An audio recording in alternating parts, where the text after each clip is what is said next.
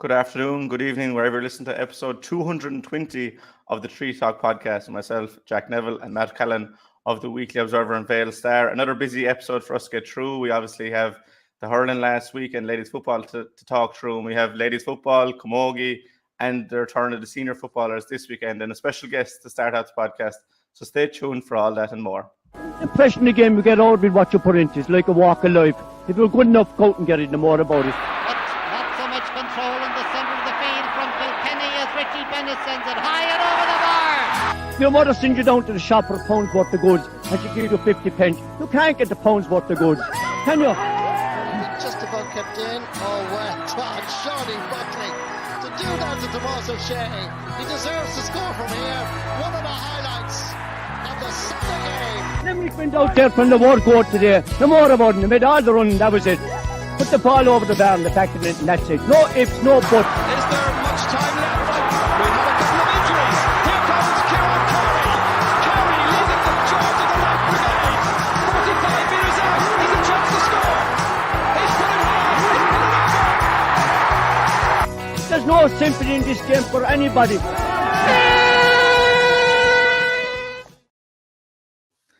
As I said there in the intro, we do have a special guest, and I suppose you'll see in the top left corner this episode in association with the Cois Sionna Credit Union around West Limerick. And we do have one of those members, Ranahan, a former Limerick footballer, on today to talk to us. How are you keeping, Pa? Not too bad, lad. Thanks for having me on. I suppose since we last talked to you, there's been a change of career, and you might talk us through that there with the Cois Sionna Credit Union. Sorry, I just froze there. What was that? Sorry. I was just saying, since we last spoke to you, there's been a change of career just with the Cois Sionna Credit Union. How's that going for you? Yeah, it's great. I'm just still in financial services, I suppose, but it's very different with the credit union. You know, it's much more member based and getting to know the locality and supporting it that way. Like, so still finding my feet here, getting to meet people. So yeah, it's a really exciting job though. I suppose we did bring you on to talk football, and we'll get straight back into it. And obviously, in Division 2, we've seen 2 games for Limerick, and there's a big one to come this weekend. But first, before we get into Louth, I suppose the main takings from Derry and Dublin. Yeah, didn't see the Derry match. Didn't make the trek up for once. Probably one of the first matches that I've missed for a few years. But just some people who were at it, I suppose it was always going to be very, very tough. The toughest of starts. I know, listening to you speaking about it in recent weeks, it wasn't going to be any tougher than Derry away. To be honest, 50 minutes I was keeping an eye on the score. About 50 minutes gone in it. It was 8 points to 4. Limerick were after getting a couple of scores in a row, and you're like, okay, this is promising now that if you can keep it at this now, it's probably acceptable.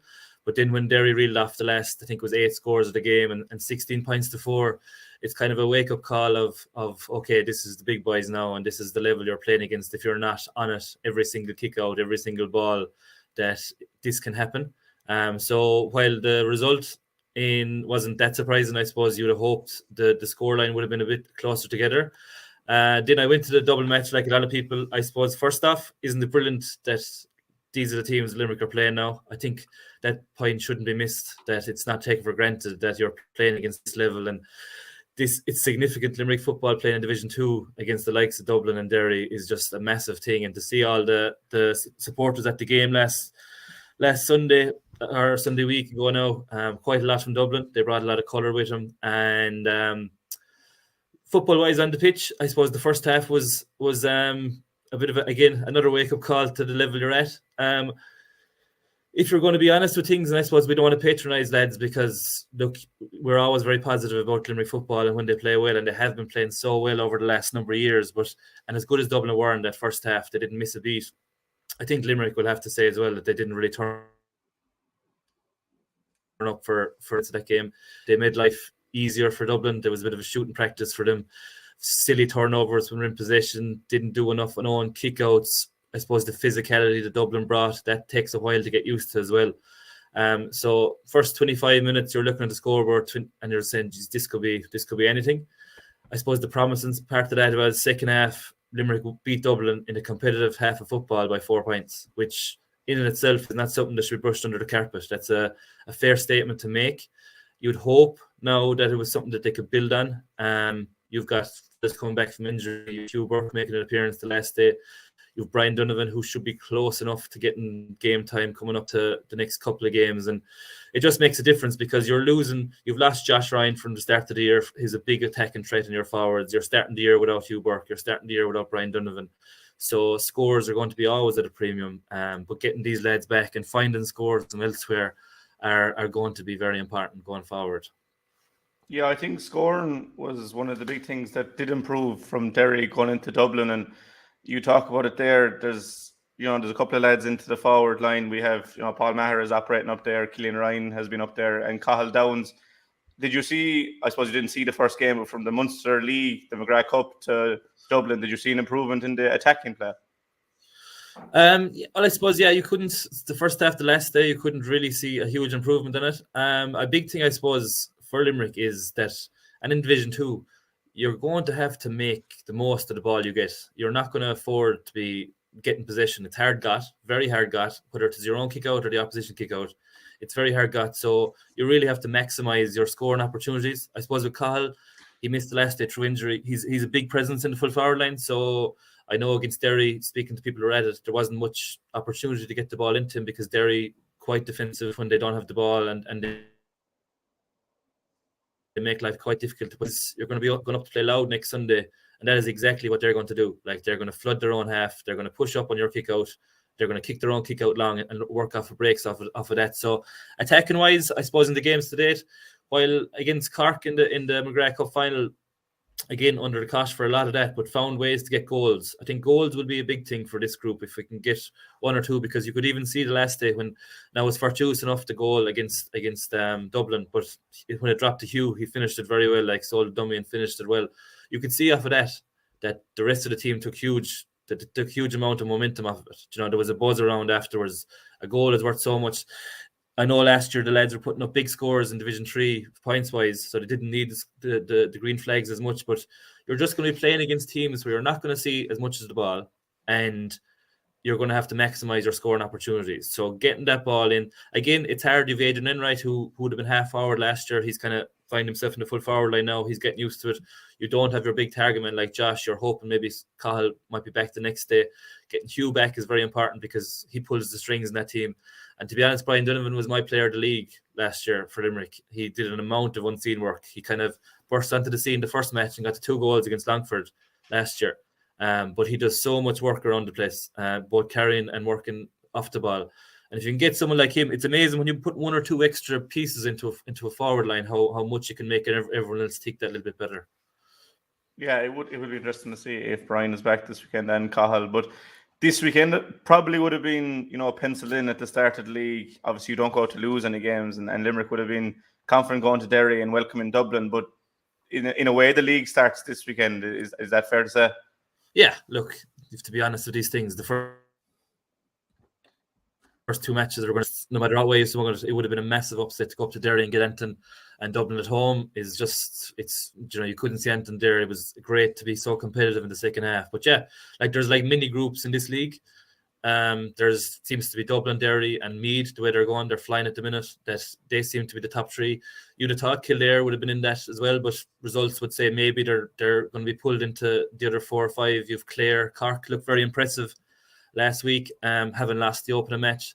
And then you've Louth and Limerick, who came up for Division 3. So they would always be, the 2 teams would look at each other as these are the matches we have to win if we're going to stay in the division. So Louth having lost to Clare very unluckily the first day out. I know Clare kicked a lot of wides, but they had that match won in injury time just to see it out, and they couldn't get over the line. And again, the last day above an RD, they were ahead against Derry 3 points into the second half, conceded goals and lost by 3. And I suppose if we're looking for form lines between the 2, Derry put Limerick to the sword fairly easily a week previous, and then Louth, I know you're playing Derry away and Louth had Derry at home, but then Louth and Derry was much more competitive by the sounds of it. And when you're playing your home games, I suppose you have that little bit of an advantage, and going up to Louth is never easy. It certainly won't be easy at the weekend, and both teams will be targeting it definitely.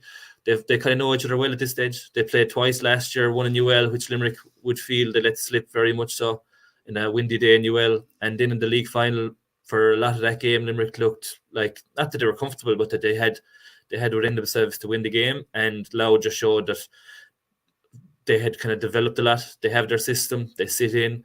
They counter-attack you. They did that against Derry to effect last week as well. So if you're not ready for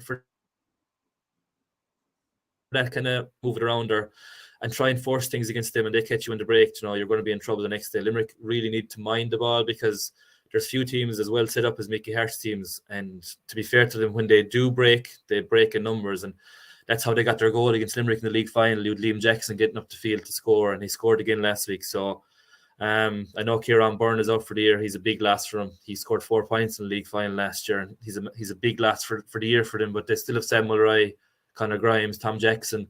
They're playing at home in front of their supporters, so it'll be a big ask for Limerick. I suppose you won a share of promotions when you were playing with Limerick. The team that you went up with, which would be for Louth for this Limerick team, did you kind of have that game targeted that that's one that you have to be winning, which would be the case for Limerick this weekend?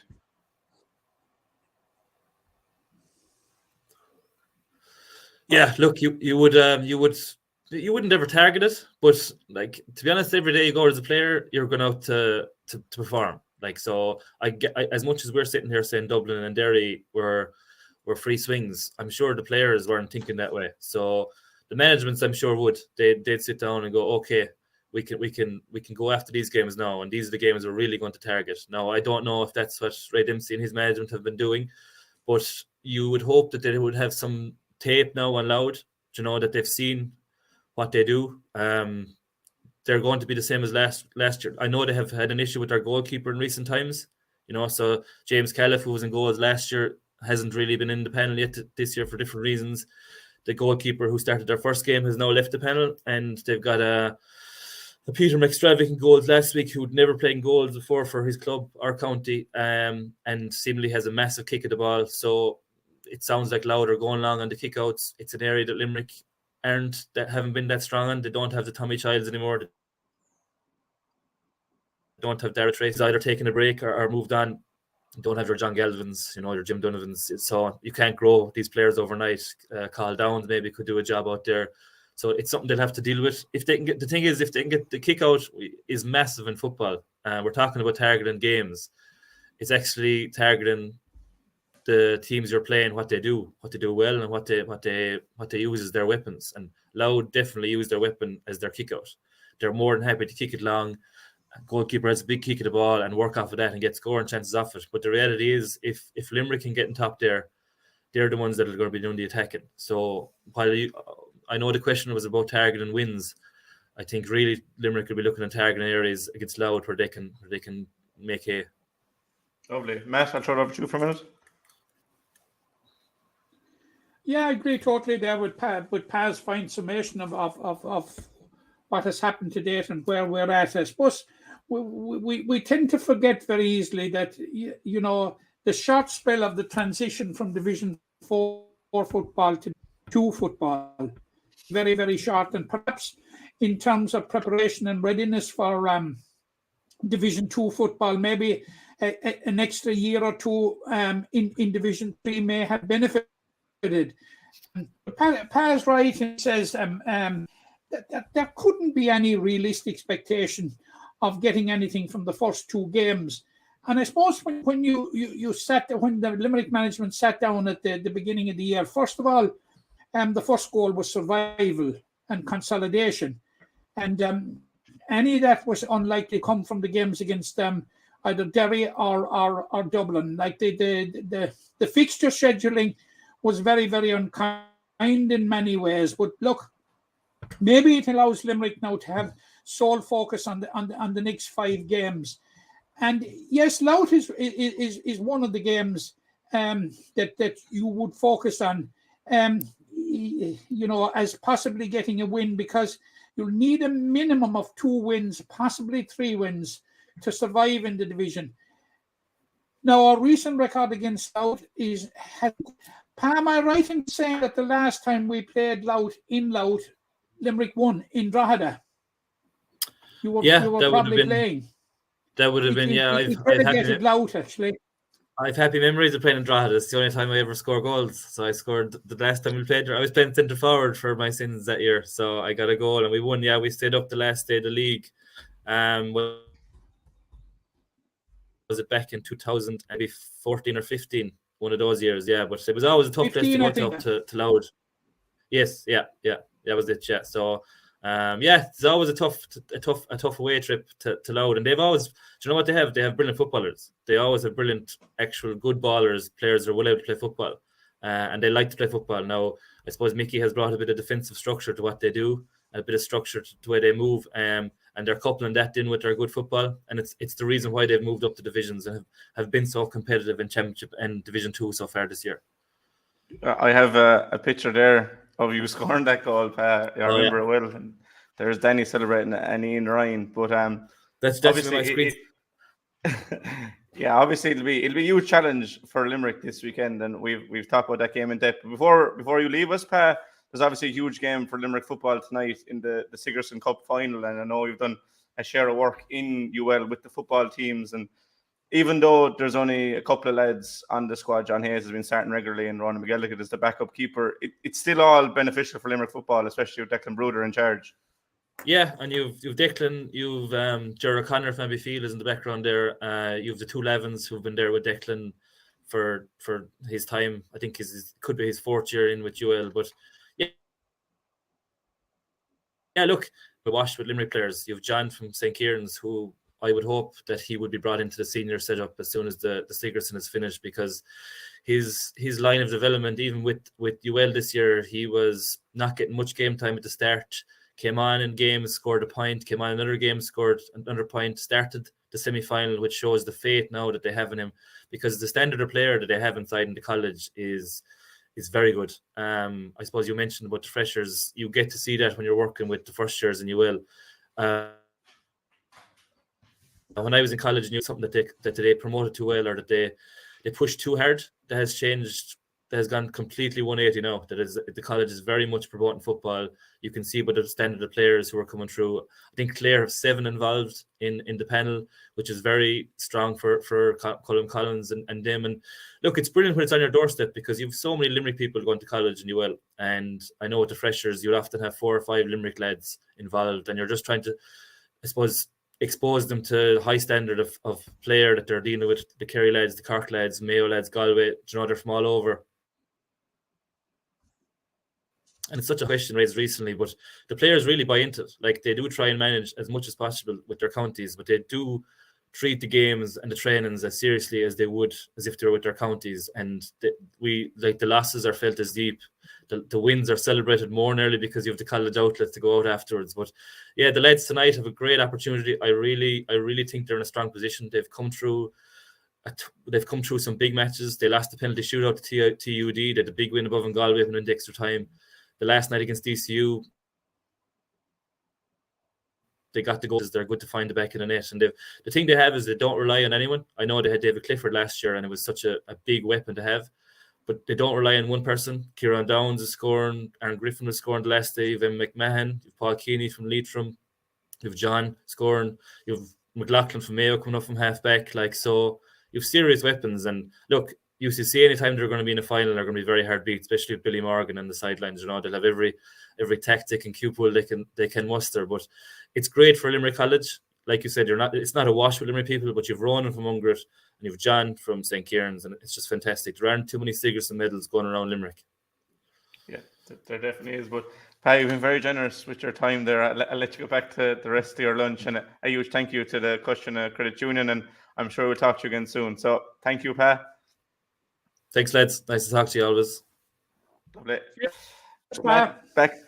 Back just to the two of us there. I suppose we'll keep going there just a small bit on that Limerick football game with Louth, and we did touch on it in a share, but you know, it is very important. You're playing a team that came up with you. You're playing a team that are on 0 points, and I know Kildare obviously have no points as well, but we do expect them to pick up points along the lines. We spoke at length about the difficulties of going up to Louth, but you'd have faith in this Limerick team from the improvements from Derry to Dublin so far. You would, you definitely, because there's a certain amount of transition and bedding in period at this level. As I said, it's a huge transition, Jack, in the space of a couple of years from playing Division 4 to playing Division 2. And, you know, as I said there a while ago, I think they might have benefited from an extra year, maybe in Division 3. That's just my thinking on it. But, you said at the outset that the campaign probably starts now, and what you meant by that, I'm sure, is the survival and consolidation campaign was starting. And it's Sunday now is the first of 2 away games, because the following week we go to Cork for a rematch of the McGrath Cup, and then we have home games with Meath and Kildare, followed by a trip to Clare. So we spoke about the scheduling at the very start, Jack, and we spoke about being handed Derry and Dublin in the first 2 games. It would look to me from this remove that it might be a battle at the very bottom of one surviving from Limerick, Clare and Louth. And unfortunately, we've been handed away games to both of them. And home venue counts for something, certainly being in the familiar setting of the TUS Gaelic grounds has to be some bit of an advantage. But look, the real business starts here on Sunday now, and look, Jack, it's an almost must-win game at this stage. Yeah, it is must-win, I think, at this stage. And if you do win, it gives you that bit of comfort that you're going to, Clare becomes a bit of a free hit, knowing that you do have Meath and Kildare to come. Now, it isn't, obviously you want to be winning all these games. Clare, we beat in the Munster Championship last year. I don't know when the last time we beat Meath or Kildare was, but it just gets them off the board. They're gone from 0 points. They've won a Division 2 game. You said about maybe a year extra would be beneficial, but this is where we are now, and we saw the Limerick Hurlers, how long they were in Division 2. Just got to confront it, and of course, another thing that makes it difficult as well, Jack, when you're talking in terms of survival and consolidation, is the fact that there's 2 up and 2 down. If there was only one relegation place, you'd be saying to yourself, God, could win a football match and survive, but that is not the case. I think it's fairer that way, that you have more room for change and more room for absolutely. I agree that was totally, the case, because we have the beneficiaries of it coming up, if you like. But 100%. That's what I was going to say. Yeah. We didn't win the league final, so No. Look, it's a huge game this weekend in RD. We spoke about it at length, so we will move on. We'll stay with football, and just briefly and under 20s, Matt. I suppose Shane Kelly named his first side. We got the squad maybe 3 weeks ago. Named his first side for Saturday's game against Tipperary. Got the job done. A lot of good players coming through. It's a nice team. The championship doesn't start till April, but the Liam O'Connor Cup is a great ground. That they have Clare as well. They've Clare this weekend. The 2 of them are going to be in Munster with Limerick. Now they do have Waterford, so they might never meet them, but it's important that if the seniors are winning, that the 20s are winning, that the minor team are winning, that they get this, I suppose, momentum from underage. And the academy is what is there for, and the 20s do seem to be coming through more regularly, I think, since the academy came in. Yeah, I thought you'd be chirping about it, Jack, but a certain David O'Shaughnessy scored 1-6 of Limerick's 2-8. Keep it quiet. You're right in what you're saying, that it's absolutely ideal preparation for the championship, because normally without that competition, counties would be scrounging around looking for challenge games and possibly looking to play college teams and this, that, and the other thing, because there's so many counties looking for challenge games at this stage, that at this stage of the year, usually that they are very scarce. So this fills a void, and it is ideal preparation. Just to put it into context, Limerick are in the same group as Tipperary, Clare, and Offaly. Now they have beaten Tipperary, and they go to Quilty on Saturday for round 2 to play to play Clare, where a win would virtually guarantee him a place in the final. It would go a long, long way towards it. Now, you must remember about this Liam O'Connor Cup. The All-Ireland champions came out of the O'Connor Cup 2 years ago when Offaly won the All-Ireland under 21. So, it's what I'm saying is it's a decent competition. And Limerick have, they got off to an ideal start. Hopefully they can build on it on Saturday. It's on Saturday at 1:00 in Quilty. And where, back-to-back wins would put them in a very, very strong position to be involved in the final. Yeah, of course. And you need to be getting to finals at this level. We saw the minors 2 years ago, or 3 years ago, even at this stage, got to minor football final against Cork. A couple of them lads are coming through. Craig McGuinness, I think is his name. McInnes, maybe. In goals. Yes. Dara Murray is another one. Emmett Richter, we've seen what he's done with Newcastle. These kind of players are coming through and getting to finals will give them that exposure that hopefully that when they get to senior, they'll be used to occasions like a Munster final. With the best luck to Shane Kelly and his team, and the best luck to Ray Dempsey and his team the following day. Hopefully it'll be 2 from 2 for Limerick this weekend. Moving on to the hurling, Matt. And it would have been, I think it's fair to say there was huge excitement around even Limerick City on Saturday evening for the arrival of Clare. Last year, we obviously had that epic saga of the draw in the league, the draw in the Munster round robin, technically a draw in the Munster final, and Limerick win in extra time. And it seemed to be going towards a collision course in that Ireland final. Obviously, Kilkenny had something to say about that. But we didn't get the game we were expecting at all in the Gaelic grounds on Saturday night. Limerick were very good and Clare were very poor. I think it's fair to say. Never really raised the gallop against Limerick. Micheál Houlihan scored after 15 seconds. And Grád Hegarty, Cian Lynch and Kyle Hayes added to that shortly after. And Clare never came within touching distance. It was only 6 points in the end, but it was a 6-point drubbing. It was a 6-point drubbing. And I think the message that I took out of it anyway, was that how much further down the road Limerick are in terms of preparation at this stage this year than they were possibly last year or the year before. And, all right, it was probably simplistic to say that Limerick were at their best and Clare didn't show up at all. And we were hoping that we would get something akin to last year's Munster final. And but you must remember that after the Munster final, Clare went off track a small bit, struggled to get over Wexford, and then had that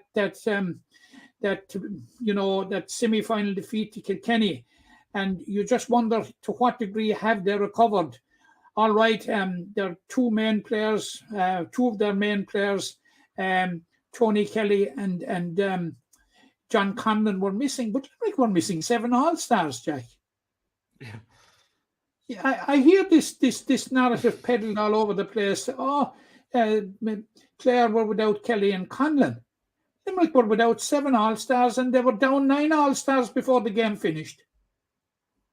So, Yeah, on that point, I think Tony Kelly's impact on Clare, I don't think you can quantify that.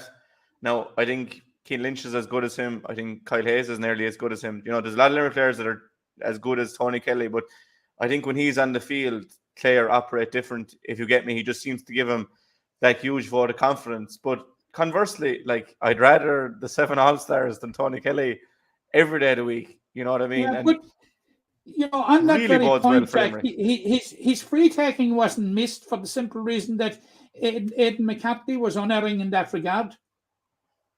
Oh, yeah. No, I don't think free taking is we'll just go to show you that there will be extra potency in Clare now, that the level of dependency that was on Tony Kelly to get the scores for Clare, that will be shared out this year because Aidan McCarthy is around, and possibly Peter Duggan might recapture his best form. So Mark Rogers, Rob Mounsey, they do have good players, Clare. I think that's That's fair to And say. Mark Rogers and these boys, they're good players. Dermot Ryan, very, very good players. David Fitzgerald, very, very good players. But have they enough of them is the big question. Yeah. Like, and this thing has been beaten to death, but it is a fact and we just can't lose sight of it. Limerick won the All-Ireland in 2022 without Cian Lynch and Peter Casey. I was going to say it. Like Clare having the chance of winning a Munster even without Tony Kelly and John Conlon, and that's no disrespect to Clare. I don't think a lot of teams, if they're missing, Kilkenny wouldn't have got to that Ireland final without TJ Reid. There's a lot of teams in that boat, but Limerick, just the sheer strength and depth means you lose a 2-time hurler of the year, and obviously there's a blow, but you have a player like Kyle Hayes that can just shift into 11 and do a different kind of job there with equally effective. And Limerick, the luxury that John Kiley has at his disposal, the quality of player they have, it's through that academy that we mentioned earlier. But for me personally, Micheál Houlihan and Adam English were the standouts on Saturday night. Micheál started as he means to go on. As I said, he scored inside 15 seconds. He had 3 from play as well inside 15 minutes. I know he went onto the frees and he nailed those as well, but it wasn't 12 frees. Aidan McCarthy scored, I think, the Bones 11 or 12 frees, but Micheál was getting them from play as well, and he was filling the boots of Tom Morrissey, which aren't easy filled. And then Adam English came in after 9 minutes. He'd played an hour 2 days previously for UL, his first appearance for UL all year. He had started against Cork the previous week, but he showed no ill effects of those games. And we were talking off air about the run for the goal, not only the run, but the pass afterwards. But for me, those two boys definitely stood out.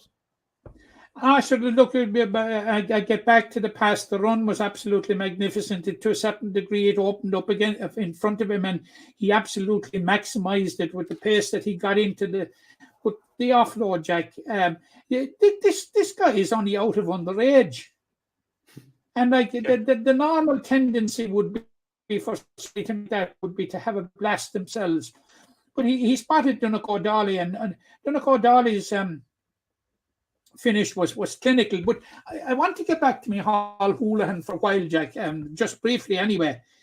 Micheál Houlihan was one of the reasons Kilmallock were county champions in 2021, if you recall. Yeah, he had an absolutely magnificent year himself, and Oisin O'Reilly and Robbie Handy were probably the 3 players that really stood up that year. And he was absolutely outstanding. Now, his form dipped in 2022, but it dipped for a reason, that he was carrying a niggling injury all the year. And that was shown in his displays for Kilmallock as well. But now he's back. Now he's back to full fitness. Plus the fact, Jack, it wasn't in the script that he would be taking the freeze. It was when David Reedy had to come off and he had to take over the free taking. I would imagine that if David Reedy was on the field, Micheál Houlihan wouldn't be taking the freeze. But Jack, the level of maturity he showed in stepping up to the freeze and landing 8 of them and 4 from play, absolutely phenomenal. But you talk about Cian Lynch and Peter Casey, and I should look. It was marvelous to see both of them starting, and in many ways, it was as if they were never away, the way they performed. But you add in Adam English, you add in Micheál Houlihan, you add in Colin Coughlin, and we haven't spoken at all about Shane O'Brien.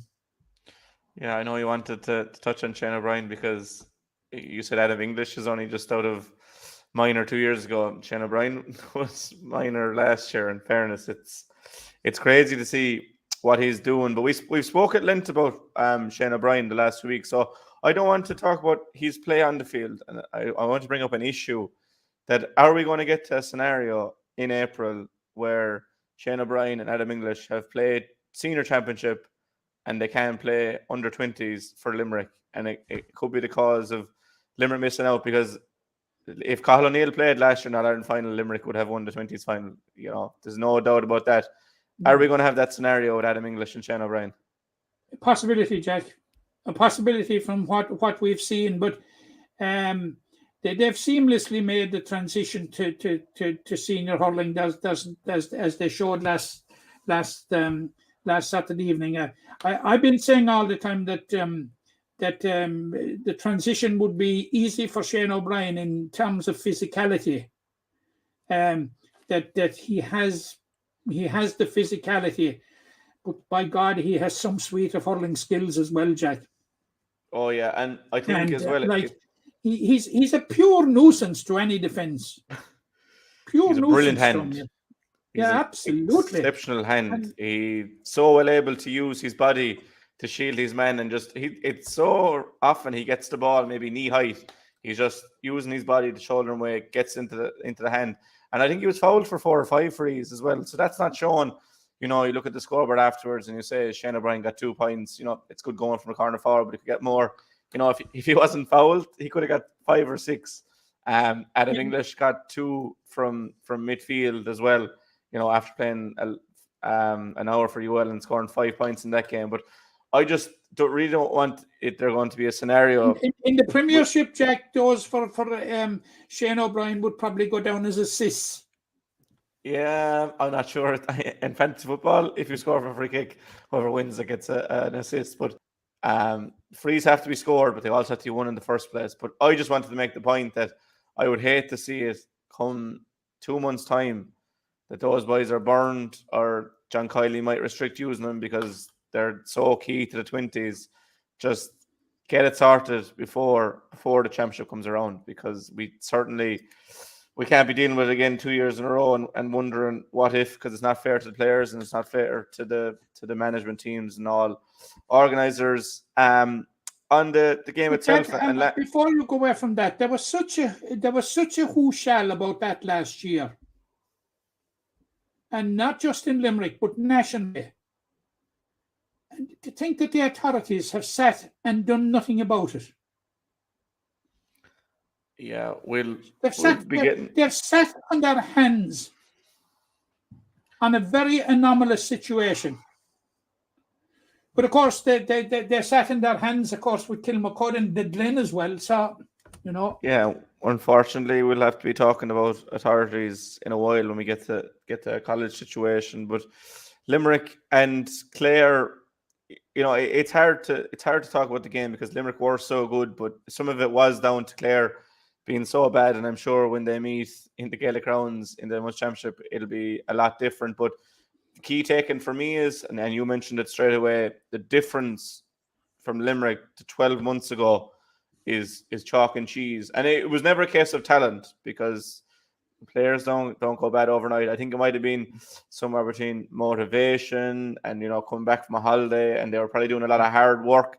They seem to be gearing up nicely for this league, and Galway in 2 weeks' time, or I suppose 10 days' time, will be an interesting one for us, Matt. But we will move on. It's very interesting. It'll be very interesting, Jack, in that if we're Limerick to win in Salt Hill, it would put them in probably pole position, and this is no disrespect to Westmeath and Wexford, put them in pole position for a league semi-final place.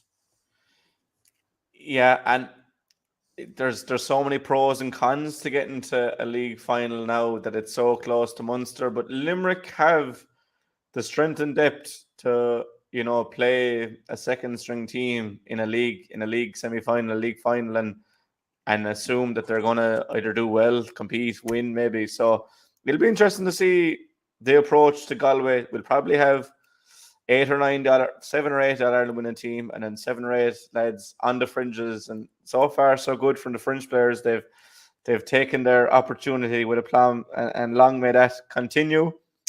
Talking about new players taking their opportunity with aplomb, the Limerick ladies footballers made a 2 from 2 in the league over the weekend, and we had chatted about the difficulties of playing Wicklow and travelling to Wicklow and going to Baltinglass, but Limerick took it at their stride. 3-6-8 winners. Again, result rarely looked in doubt. Wicklow had a good spell before the half. They reduced it, I think, to 2 points, but a goal, I think Clare O'Mara got the second goal, and NOD got a goal, and Kathy Mee got a goal. That they've definitely built on last year, getting to the league final. They look a really composed team. They're getting scores from all over the field. I know the midfield, Clare Mara and Roisin Ambrose got 1-4 between them.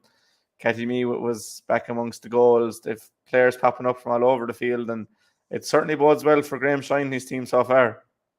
Yeah, and the one point that I would make, you know, and I made a point talking to Graham in the week, and I suppose it's borne out in the statistics, but bear it out. 1-8 was unchanged, Jack, for the 2 games. They have conceded 10 points between the 2 games, 7 of which have come from frees. Very, very interesting statistic in that, you know, they're forming a very, very, very mean defence. Very, very mean defence. And it's a defence that hasn't Alva Quaid yet, who is closing in on a return which will give certain extra options to Graham Shine. But Yvonne Lee has been absolutely magnificent at fullback. The entire Fiona Bradshaw at cornerback, newcomer from Oola, absolutely fantastic. Leah Coughlin bedding in nicely at centre back. What about Debbie Murphy? Absolutely outstanding in translating defence into attack and doing so with pace. Now, he made 5 changes, and they were from number 9 to 15. And it'll just give you an idea. Now, a couple of them were enforced in that Iris Kennelly and Chloe Brosnahan were available. So they will be back in the mix for Sunday. So and we've seen in the past what Iris has brought to the table, and it looks as if he's going to have an abundance of riches up front. Graham Shine has built a solid defence. Roisin Ambrose absolutely magnificent at midfield, and you know, I think she has found her ideal partner in Clare O'Mara, who from Mungret St. Paul's, who I thought did excellently. But there's so many options up front, Jack, that he's really, really spoiled for choice. And the permutations going into Sunday, and it's on the Bog Garden on Sunday at 2:00, Jack, are very simple. Win the football match and you're into the league semi-final. It's as simple as that. And people would say, oh, sure, look, they still have Derry to play. Yes, they have Derry to play. But there are 2 going into the semi-finals from the group. And Leitrim and Wicklow have still to meet.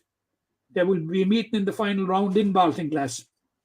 Yeah. So, the permutation is certainly simple, but to come away with a victory will be very difficult. And to put it into context, it will be very, very difficult. And if you take a cursory look at it without probing into it, you'll see that Leitrim are top of the table after 2 games.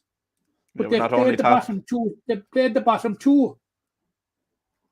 Yeah, but so, they've a plus again, 67 points difference. I'm slow about saying these things, but if you were looking at the competition from the outset, and you'd be saying to yourself, this is 2 out of 3, Limerick, Wicklow and Leitrim. Now that Limerick have got the win over Wicklow, they certainly are in pole. It's in their hands, Jack, to qualify for the semi-final. Their destiny is in their own hands. Oh, it's in their own hands, all right, but they will face. I suppose it looks like they'll face a step up in opponent. You know, Leitrim are big winners over Derry, 5-15 to 1-2. Big winners over Kilkenny, 7-26 to 5. There is the caveat that they are what looks on paper definitely the weaker of the sides, but you're talking about Limerick's defence there. It'll definitely get its test this Sunday in the Bog Garden. But, you know, it will really show. And for the second week running, and this is one of the vagaries of the ladies' football, and I don't know what can be done about it. But they're playing a team that play that championship at intermediate level. Now, last week it was Wicklow who got to the All-Ireland quarter-final last year, and where they were beaten by the eventual champions, Laois. Now, Leitrim didn't fare as well, didn't come out of the group, and one of the defeats they suffered was at the hands of Wicklow. So if you add up all the bits and bobs, and I suppose you have to factor in, I suppose, there's a new manager in there, Johnny Gallagher, I think, a former Fermanagh manager.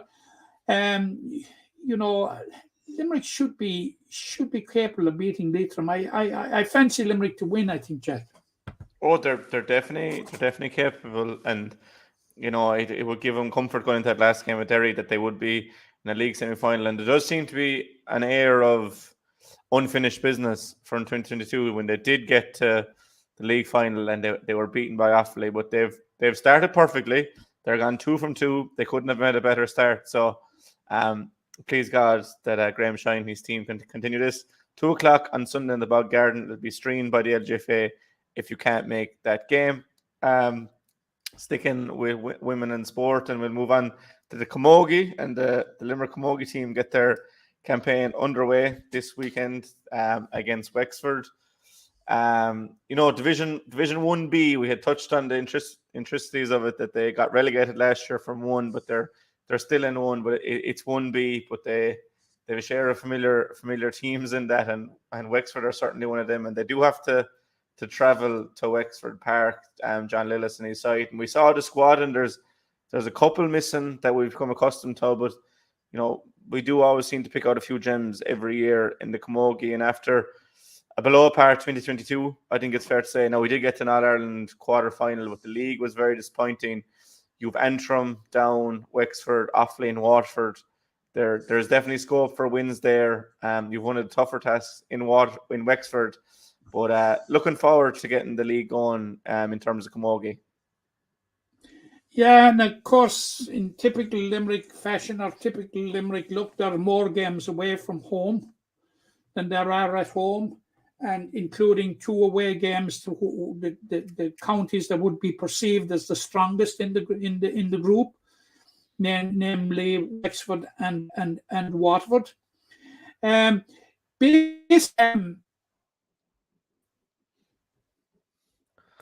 I've lost you there for a minute. John last Michelle Curtin is one of those that's not available, and some third girl that's not available. But other than that, it's the squad of last year intact. And you must get that last game last year was an All-Ireland semi-final against Waterford.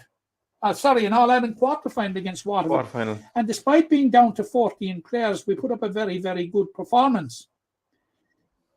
It was quarter-final, yeah. And we put up a very, very good performance. Now, for the trip to Wexford, I understand that Rebecca DeLee is going to be out and will miss the league campaign. Unfortunately, she picked up an injury in the county championship, as we all know, and we wish Rebecca the very, very best of luck. And there are doubts surrounding Caoimhe Costello, who has also picked up a knock. So there would be two big names, that we could certainly do with, and with their level of experience as well, going to Oxford now. There are 2 players, and we'll be talking about the Ashbourne Cup in a minute, but with 2 players on the squash from Coin at the weekend when UCC lost after extra time to TCU. Sarah O'Brien of Temple Danton and Orla Kelleher of Croke Kilfinney's the Limerick Vice. They featured in the final, and Sarah O'Brien was among the scorers. So look, I think it's about 13 newcomers, Jack, that are to the squad. It's a youthful squad, and obviously, John Lillis will be trying to embed him into the first of all, and I suppose embed into the team. So we're likely, when the team is announced later in the week, that I understand it's probably Friday that it will be announced, that we're likely to see some newcomers. Yeah, and as I said at the start, we have seen newcomers that have hit the ground running, but unfortunately there does seem to be just a turnover every year, and you mentioned them at the start. So look, the best of luck to John Lillis and his side this weekend. It's hard to preview a game the first game of the year when you haven't seen Limerick and you haven't seen Wexford. So hopefully they can get off the mark, because they do have Antrim at home the following weekend.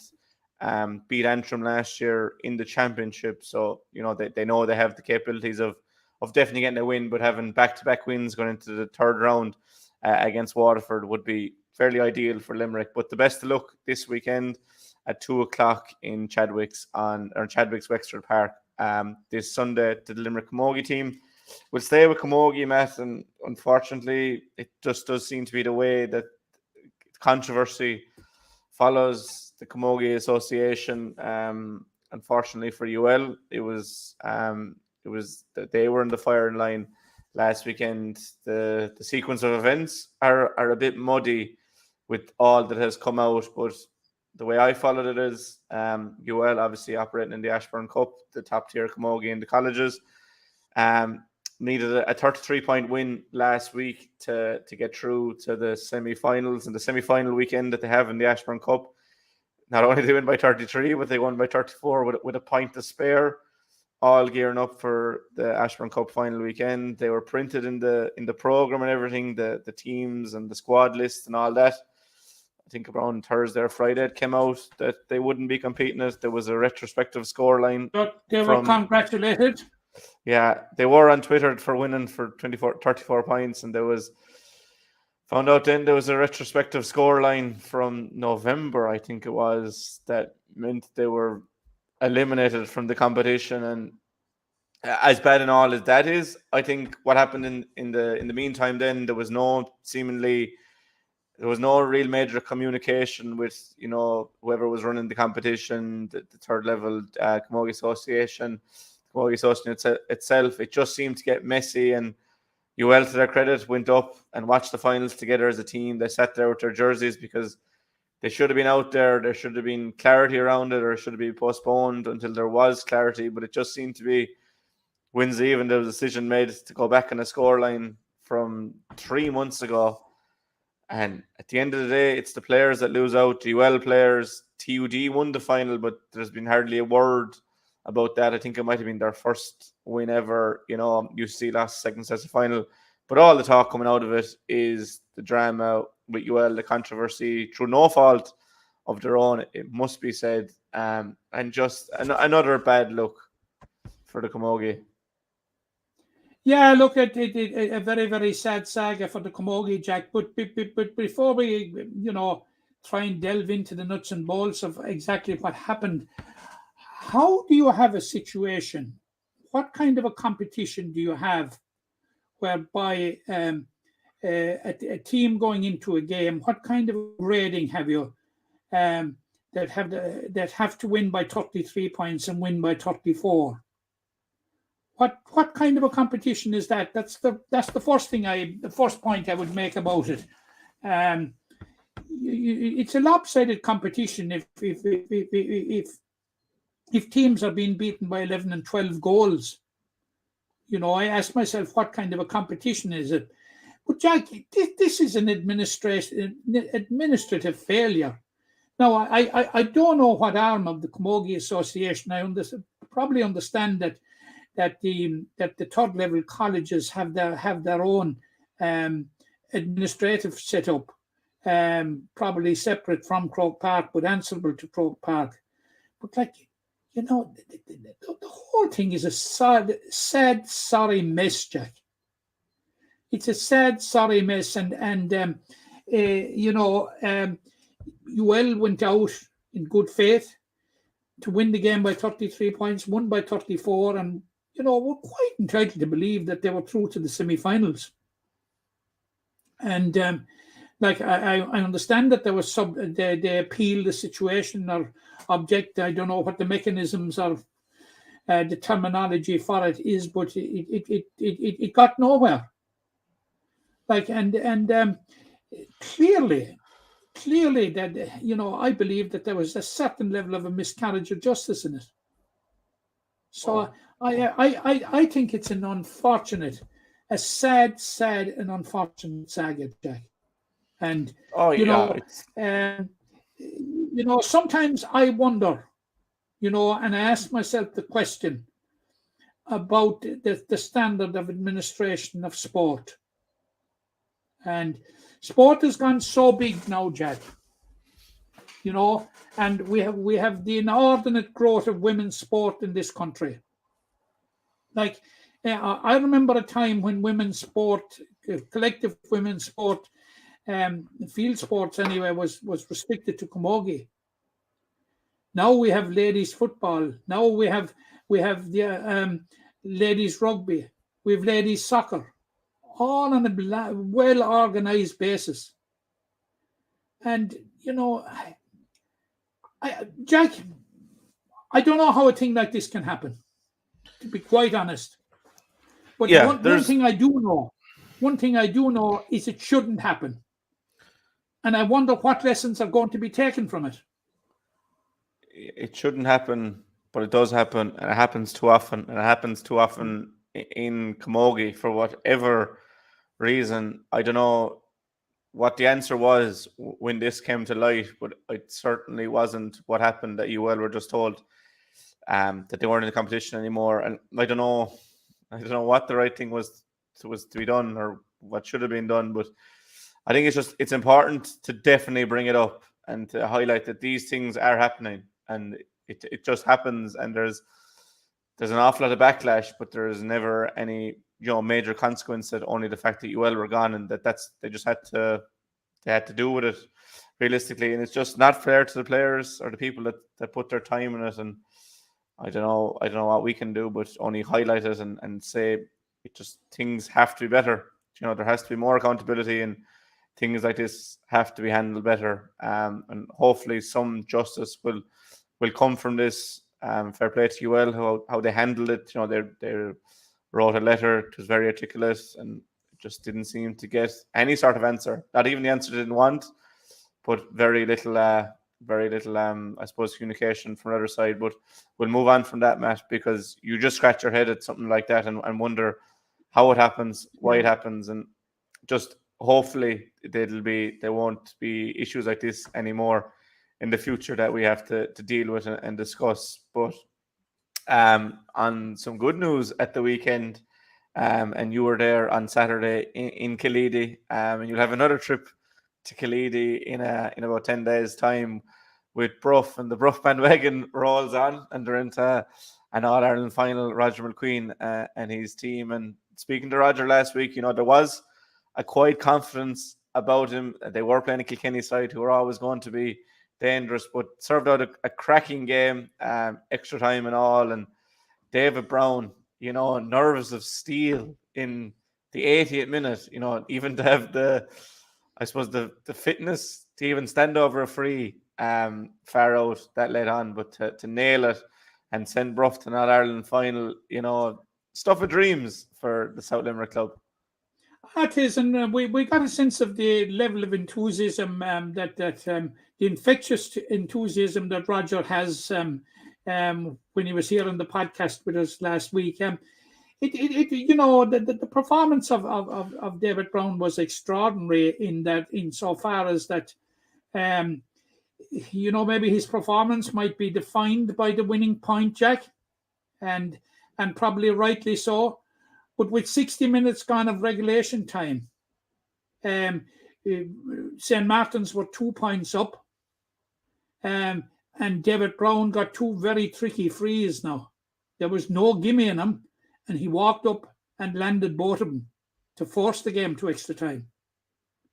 So, it was an overall performance, excellent performance by David Brown. And, of course, in extra time, there was no doubt Broff looked to be the better team. And it was reflected on the scoreboard when they led by 3 points with about a minute to go. And a long delivery towards the Broff goal seemed to be drifting harmlessly out wide. And a fella called Ronan Shore, who had come on as a sub, somehow got his hurley to it and flicked it. Lo and behold, it flicked straight into the path of Russell Keeley, who was only a couple of yards out from goal, and he batted the net, And yourself, the momentum is with St. Martin's, and they got a free immediately afterwards. Not an easy free now, which went well wide, drifted well wide, and then we had the drama. David Brown got a free, similar distance, similar angle, and he put it over the black spot, and that was the difference. And it was a day in which David Brown, believe it or not, had to share the man of the match accolade with a fella called James Dowling from Kilkenny. Now, Dowling was an All-Ireland winning captain, an All-Ireland winning under-21 captain with Kilkenny in 2008. But Jack, it was for Junior B hurling. It was a great ad for Junior B hurling. It was outstanding. Good quality hurling, great excitement. Huge crowd from Broff, of course, who revelled in it, and rightly so. And at the end of the day, on the balance, Jack, and I'm not donning my South Limerick hat or anything like that, or my Limerick hat or green mist or anything like that, but I honestly think that on balance, Brough just about deserved to get through to the final. And like they've got through, they're in the final now on Saturday week, Jack, and they're there the hard way. They had to grind out a result by a point in the Munster final, and now they've had to grind out a point in the All-Ireland semi-final. And a very, very good preparation. And we'll be talking about the final next week when they will be playing Sarsfields from Galway on Saturday week in Rahina at 2:00. Again, Jack, full credit to the Killeedy club. Pitch was in absolutely immaculate condition. Facilities immaculate. Hospitality immaculate. Everything done to a T. Congratulations, Killeedy.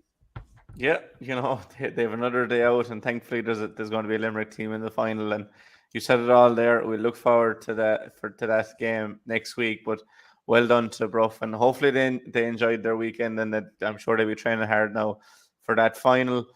Unfortunately, in Knockaderry, our Limerick Junior B football representative, Castletown Ballygran, were beaten comprehensively by Dermot Mahona's 213 to 1-5.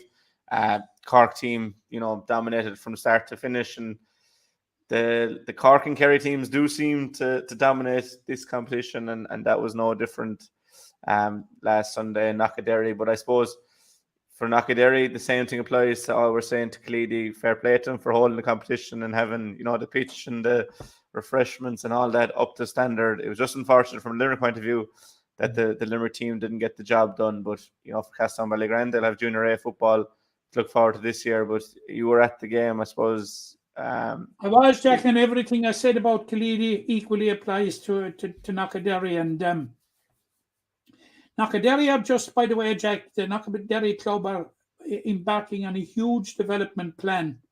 The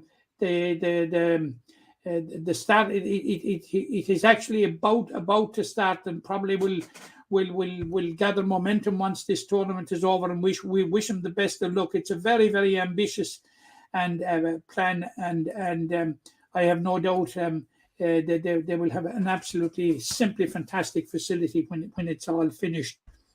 As for the game, Castletown Ballygran were probably up against it from the outset, and I suppose their problem was compounded, Jack, when there was a stiff breeze that, if you know the Knockaderry ground, blew up to the clubhouse, and unfortunately Dermot O'Mahona's had it in the first half, and at the end of the first half they were 1-6 to no score up.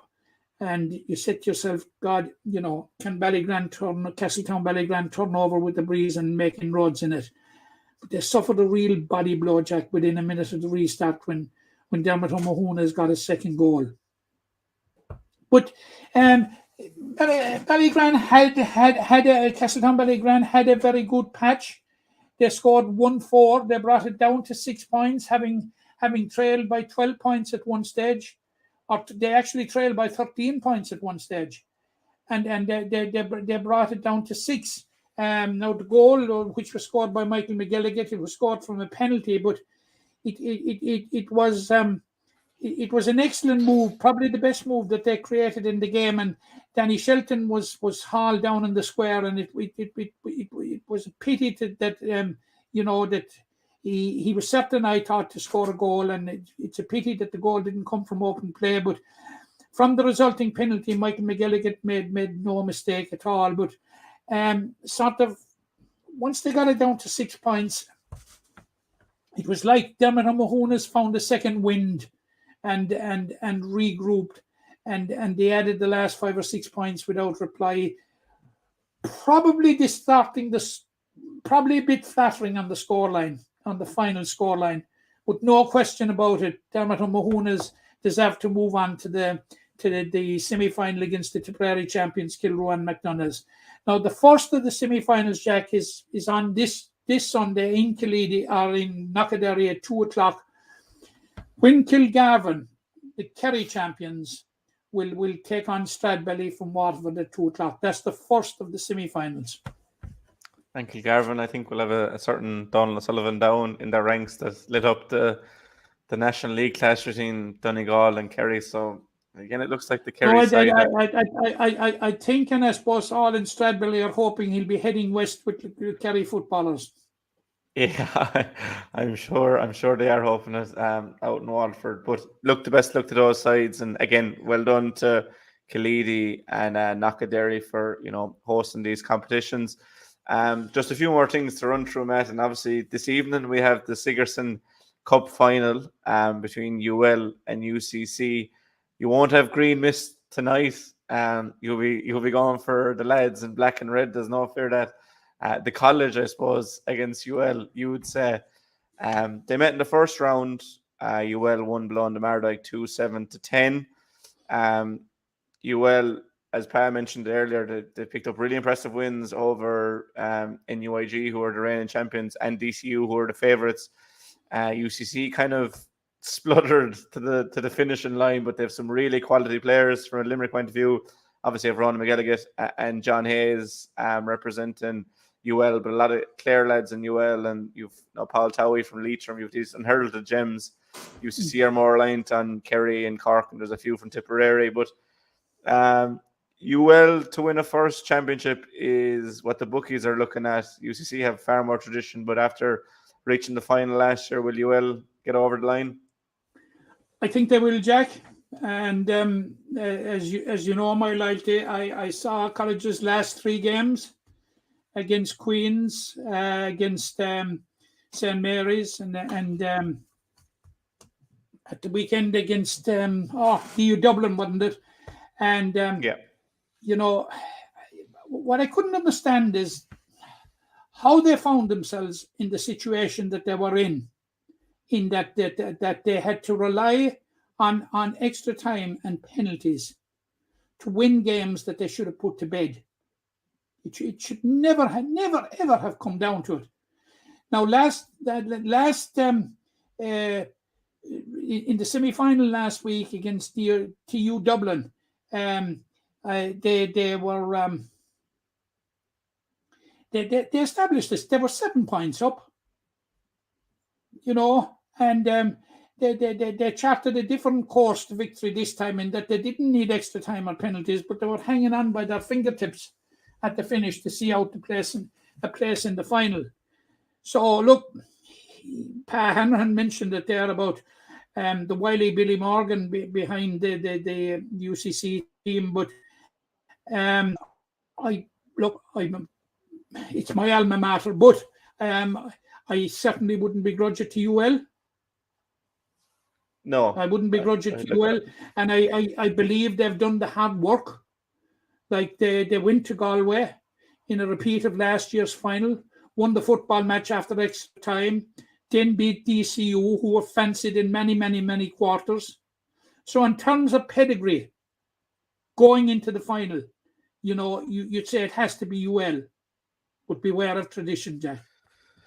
Yeah, you'd be definitely beware of tradition. And last year, obviously, with David Clifford in tow, UL didn't get the job done. But please God, tonight will be different, and they can win a first Sigerson title that they've been knocking at the door for a long time. Yeah. So please God, Declan Bruder and his side can get the job done. Absolutely fantastic for the college, fantastic for Limerick football, especially with the 2 players involved, John Hayes and Ronan McGilligan, but more especially with those that are involved from Limerick in the backroom team, Declan Bruder, the Lavins, and Gerard O'Connor. Yeah, so the best to look to those. That game is live on, I think it's TG Carr. It's definitely on the Higher Education YouTube. I think TG Carr are showing it. And that's our Sigerson final. Will we have a repeat of that in the Fitzgibbon Cup final, Matt, which will be this Saturday? But we obviously have the semi-finals to get through on Thursday evening. The University of Galway versus the college, and then UL versus SETU Waterford. Looking at the UL game, first of all, I don't think there's any stopping them on Thursday evening, just with the riches they have. We saw so many of them in the Gaelic grounds. Adam English was in flying form. Mark Rogers as well, equally good. We've seen Brian O'Mara for Tip, Gerard O'Connor as well as one that'll definitely play championship for Liam Cahill. They've Colin Coughlin. Colin O'Neill is struggling with injury. They have him if they want him as well. Sean Toomey from Cork. They've Derek Corcoran, Dean Mason from All-Ireland champions Ballyhale. You could go on. Brian O'Sullivan from Cork. Yeah, you could go on and on and on about UL's riches. For Limerick, you kind of have a slight inkling towards SETU Waterford with a certain Barry Hennessy in goals, and he'll definitely have his work cut out for him on Thursday evening. But UL to advance to the final anyway, I think, is what you'd be going for. And of course, Waterford, SETU Waterford are managed by Kilmallock manager Fintan O'Connor. Yeah, I think he kind of roped Barry on board, but very hard to see past UL. It's very, very hard to see past UL in it. And you were saying that at the final, would it be a repeat of the Sigerson final? I've grave doubts about it, Jack. I saw UCC and the Mardyke on Thursday night. I was very, very disappointed with what I saw. But Dara Flynn from Ballygiblin, who won an All-Ireland medal with Ballygiblin recently, scored 14 of their 20 points. He was excellent. And I suppose from a college point of view, it was great that they were able to welcome back Ger Millerick and Pádraig Power. Pádraig Power came on for the second half, added huge energy to what was a very lackluster performance. But it was a UCC team, Jack, that was without Rob Downey, without Jack O'Connor, without Ethan Toomey, without Dara Connery, all Cork singers, and Waterford Gerald Daly. And now what the state of health of the players is for Thursday night, I'm not sure. But you'd imagine were they to get them all on board, that they would have a decent chance. But that is probably unlikely. That's the way I'm looking at it. The firepower that UCC team have, if they can get them on the field, and obviously they've Jerome Boylan will start in the corner for them. Jerome was rock solid. He was rock solid the other night, and Ronan Fox came in for the last 5 minutes. Ronan Fox has come on in most games, I think, for UCC. They have Eddie Stokes as well, and Padraig Hartnett from Ranahan. Padraig Hartnett missed out because he was injured. Yeah, they've those 4 Limerick lads to call upon if needed. But I'd be thinking it'll be UL UCC final. But I can't see anyone beating UL overall. The final will be over by the time we meet next. I hope you're right, Jack. But if UCC produced the performance or the type of performance that they produced last Thursday night, I think they'll be saying goodbye to the Fitzgibbon Cup in Tubber. Yeah, it'll be a repeat of last year's final if UL and NUIG come through, and NUIG will be looking to get the better of that. But it'll be interesting. Unfortunately, I would be seeing University of Galway, a bit of a step up now from ATU Galway. Yeah, but because your fellas like Nyland and Brian Concannon and all these guys, these are going to be involved in this with University of Galway, and they're managed by Jeffrey Linsky, who knows a thing or two about winning big matches. Yeah, no, they do have a pedigree at that level. There's so many Galway players come through the Fitzgibbon, but I think it'll be UL on Saturday having afternoon. Said that, what you said, if UCC can get everybody on the pitch, get them gelling, they will be formidable, because I think the UCC squad of last year and this year has been as strong as I have seen the squad over the years, and they've had strong squads over the years, and this year, this year's squad is extremely strong, Jack, but they just don't seem to be getting it. I don't know. No, it's UL's to lose, I think, regardless of who. I agree with you. I think we will be here talking next week about a UL double. Yeah, and it'd be great to see with the involvement of Limerick players. But look, Jack, as I said, UCC is my alma mater, but I wish UL the very, very best of luck, because the green mist descends when it comes to that, provided they don't beat the skull and crossbones in the finals. As long as we don't have an NUIG win, there'll be a Limerick player or players celebrating. Obviously, Barry blowing Waterford the 5 in UL and the 4 in UCC. I don't think there's anyone for NUIG, so we're hoping for one of those. But for me personally, I would be hoping for a UL win. Unfortunately, Matt, a death notice over the last week. Seamus Ryan of Cappamore passed away. Remembered as one of Mackie's greyhounds, and you will, I suppose, condolences to the family first and foremost. But you remember the great man.